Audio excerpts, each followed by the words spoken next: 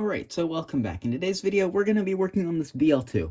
It does actually run, but it was kind of an interesting thing, and I want to work on it for the channel. So let me take it over to the track, and let me show you how it runs. Alright, so I got the BL2 all set up on the track, so I will give it some power.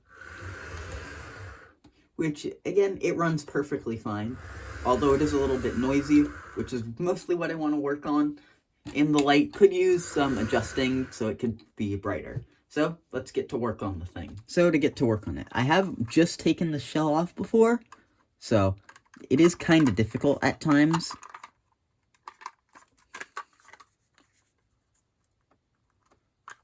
While I'm attempting to remove the shell, I might as well talk about this model.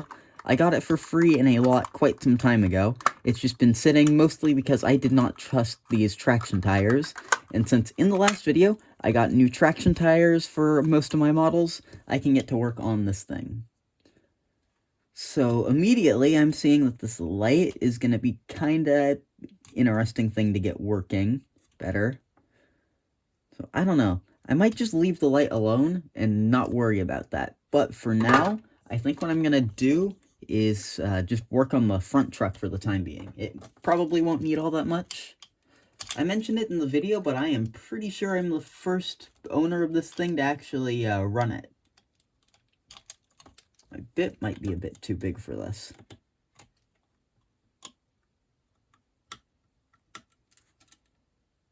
Yeah, I'm going to go get a slightly smaller screwdriver bit, and I'll be back in a second. There, I have retrieved a better bit, so hopefully we can get this cover off now. I don't know if I talked about it in the original video I made, but I have actually wanted a BL2 for quite some time. I've just been looking for one that's been fairly cheap, because I just don't really have all that much of a major need for a BL2.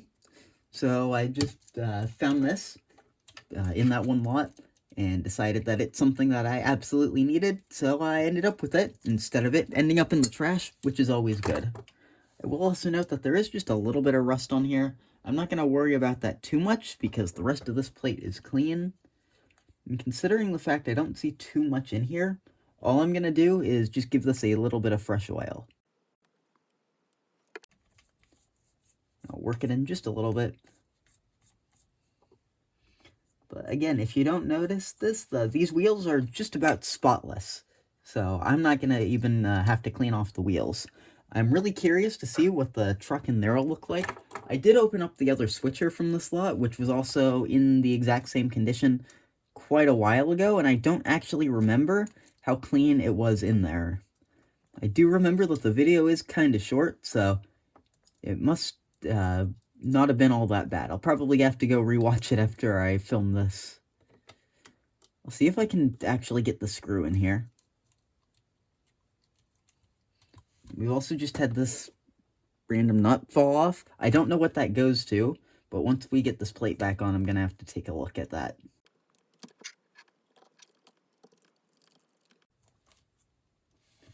Ah, that's what it goes to. So I think what I'm going to have to do is attempt to hold the nut in position there and screw this on at the same time. That is not all that great of a design, to me at least.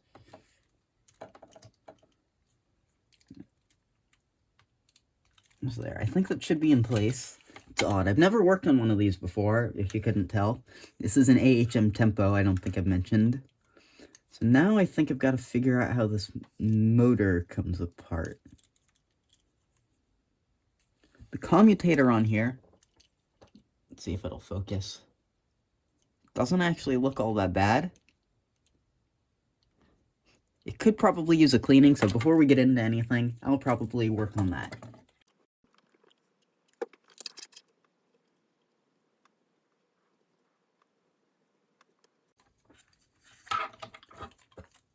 Now I've got to figure out how to get into here. It looks like there might be a pin that I can push out here.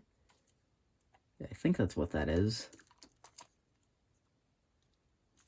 So I'm going to grab a pair of tweezers and come back and see if that pin actually holds the motor in. Alright, so now I've got some tweezers, and we can see if I can get this pin out of here.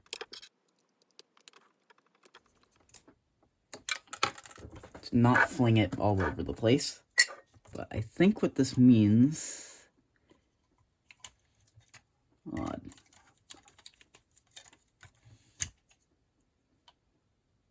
So this whole light design is kind of holding all these... No, it's not holding all these wires in place. This is kind of odd. I don't know if I actually had to remove that pin or not, but I think it'll make it easier to get in here. So now I can unscrew these. I'm just going to check beforehand. I don't think that back screw has the same odd design as on the other truck.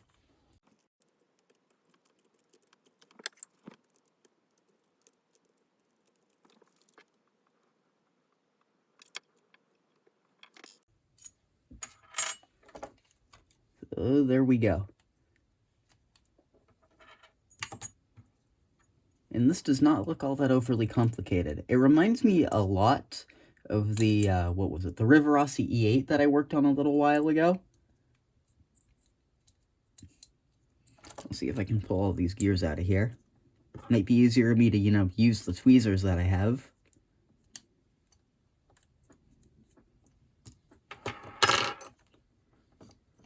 But yeah, that doesn't seem all that bad. I don't think there is too much in here, but for now I'm just going to be quiet. I'm going to organize some of these parts, and I'm going to just start cleaning everything out here.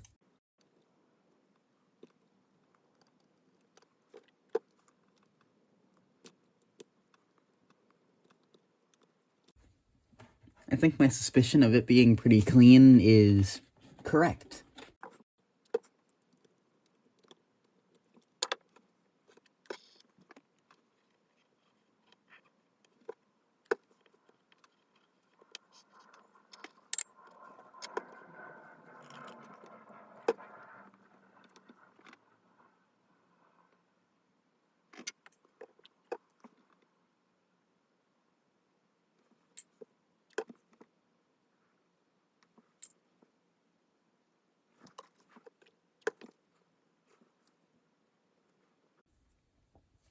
So now that I've gotten everything cleaned out relatively quickly, I wanted to mention part of why I've been waiting on this restoration for so long.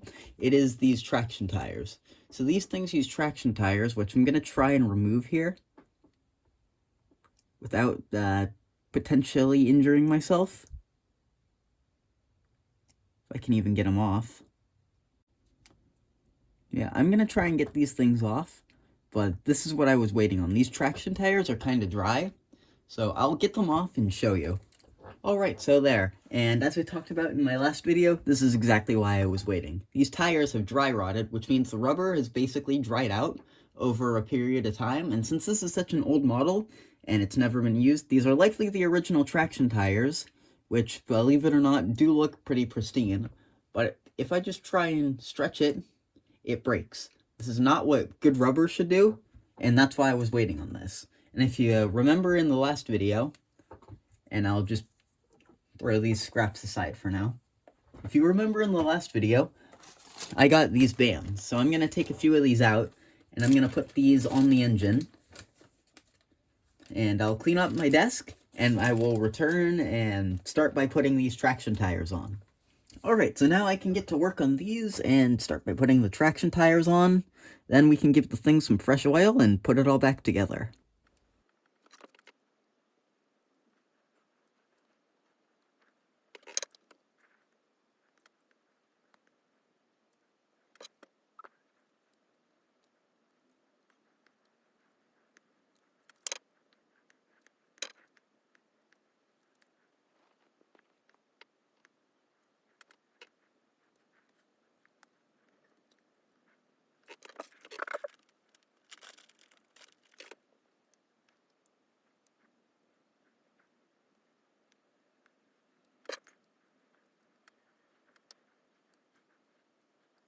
Alright, I was having just a little bit of trouble with that. The traction tire would not seat properly, which is an issue sometimes. But now I got it correct, and I just tested it out on my test track to make sure it's all in line and it's actually providing traction. So now I'm going to be quiet for a little while. We're going to put some grease on the worm gear. We're going to put some oil in there, put all the gears back in with some fresh oil, put the axles back in, close it all up, and then go test the thing out.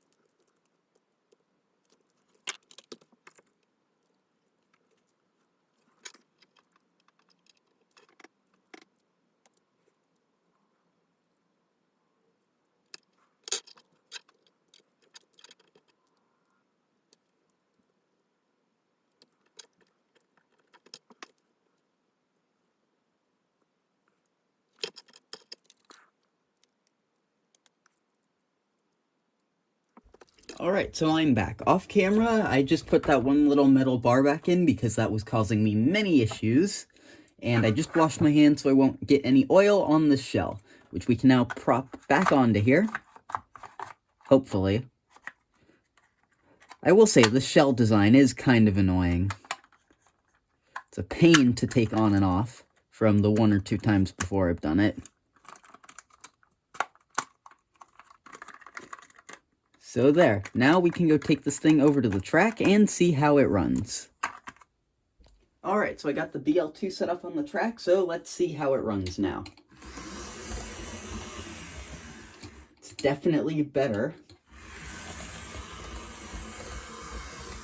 It is still a little bit noisy. It sounds like it might need to be broken in just a little bit forwards. But the thing does seem to run pretty well now. And with the traction tires, hopefully it can actually pull a train. So, thanks for watching.